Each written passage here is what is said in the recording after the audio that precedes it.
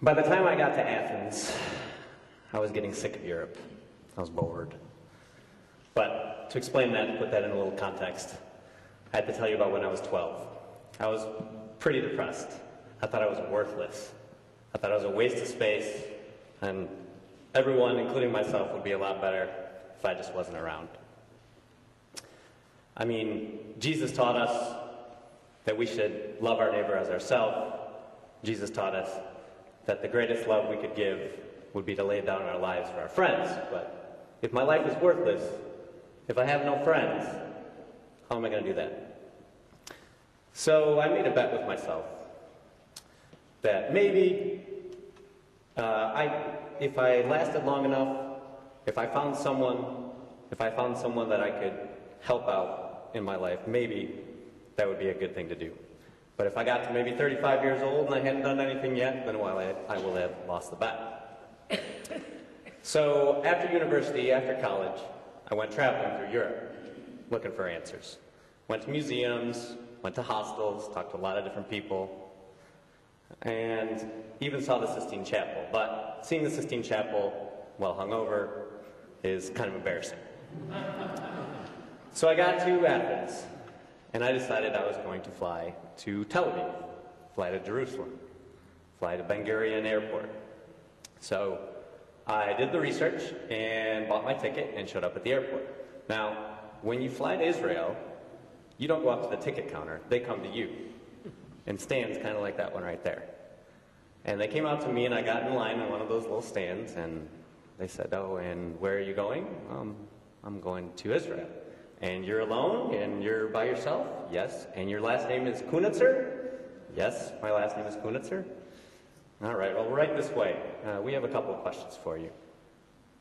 So over the course of the next 4 hours, they asked me about what was my intention. It's like, well, I hear it's an interesting place, and I'd like to go. I'd like to find out about Israel. And eventually they let me go. And I got on the plane, and as we were arriving in Ben Gurion Airport, I could hear the Hebrew playing in the music, and the people started applauding, and I knew I was in a very interesting place. Now, in a hostel in Tel Aviv, I thought about going to a kibbutz, which is an Israeli commune. But they wanted 3 months commitment, and I was pretty impatient. So in a newspaper article, I saw that there was an organization called the International Solidarity Movement, the ISM. Now that rang a bell. A couple years before, a young woman named Rachel Corrie had died trying to protect a Palestinian house from being demolished. And that sounded like something worthwhile that I could join, a group of international observers going over to the West Bank of Palestine. So I took a bus to Jerusalem, and 48 hours later, I walked into Bethlehem with my backpack. Now I was nervous. An American walking into Arab territory while the United States was occupying Iraq. The first thing we did was we did a nonviolence training. And then I went to the second biggest city in the West Bank, which is called Nablus. From Nablus, we went out into the countryside, and I joined several families going to help harvest their olives. Now, we would go out into the day, and we were not allowed to eat food at that time because it was in the middle of Ramadan. Now, I did sneak some sips of water from my camelback as a 20-something backpacker, but they didn't seem to mind that. Now, what we would do with the olives is we would put a skirt out underneath the tree, and we would go up and hit the olives with a stick, and the olives would come down, and we would gather them. And I can remember one woman, her kids have already left home, and she's wearing a black hijab, and she said to me, "Thank you so much for coming," through a translator. She said, "Thank you. Heaven has sent you. Allah Akbar," she said. And I learned in that moment that Allah Akbar, praise God, is not just said by radical Islamists.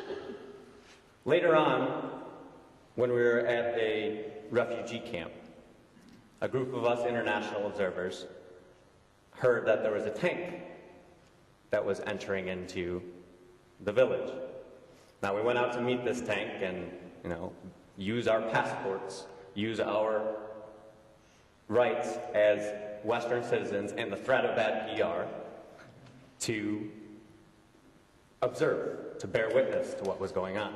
Now, when we got out to the city square, or what was the city square at the time, there were boys out there, scrawny, dirty, skinny, malnourished Palestinian boys with rocks. Now, their main goal was to hit the rocks on the tanks as much as they could and impress their friends. They also had buckets of paint, and that was a real big score if they could get those buckets of paint on top of those tanks. Now, we saw an opportunity to block one of the tanks from entering further into the village. So we stepped out into the road, about 5 of us, and we linked arms. And this tank is maybe 50 yards in front of us down the street. Well, these things are enormous. And it was going at a fairly slow clip when we stepped out into the road. But when it saw us, it hit the gas and starts roaring towards us, spewing diesel fumes. Well, one by one, we dropped our arms and stepped to the side. Rachel Corey and that guy from Tiananmen Square be damned. Well, one person remained. And I stood there for an extra couple of seconds, looking up at this tank, roaring at me. How dare it come into this village and bother these peaceful people? But I was really thinking, is this a good idea? Is this a good investment of my life and everyone that's loved me up until now? So at the last second, like a matador to a bull, I stepped to the side and it passed in front of me, inches from my nose. Now, 14 years later, and 30-odd countries later, I know when I hug my daughters, when I kiss my wife, when I see the miracle of my students learning, when I see a beautiful sunset, I'm grateful that the fear of meaninglessness helped me to step away from the front of that tank. Now, I still struggle with things that are more monotonous, doing the dishes,